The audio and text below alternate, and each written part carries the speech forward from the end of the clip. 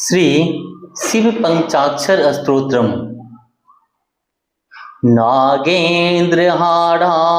त्रिलोचनाय भस्मांगरागाय महेश्वराय नित्याय शुद्धाय दिगंबराय तस्मै नकाराय नमः शिवाय।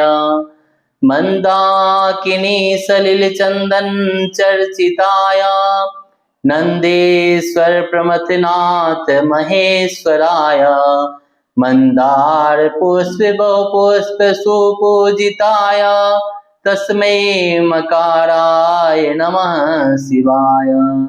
शिवाय गौरी बदनाब्ज वृंद सूर्याय दक्षाध्वरनासिकाय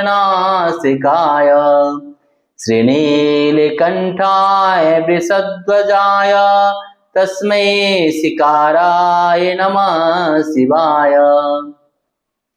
वसिष्ठ कुंभोब्ध गौतमार्य मुनीन्द्र देवार्चित शेखराय चंद्रार्ध के वैश्वानर लोचनाय तस्मै वकाराय नमः शिवाय।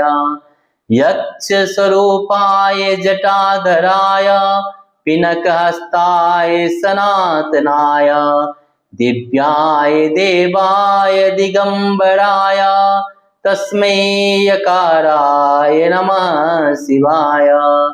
पंचाक्षरमिदं पुण्यं यः पठेत् सन्निधौ शिवलोकमवाप्नोति शिवेन सह मोदते ओम। इति श्रीमच्छांचार्य विरचित शिव पंचाक्षर स्तोत्र संपूर्णम्।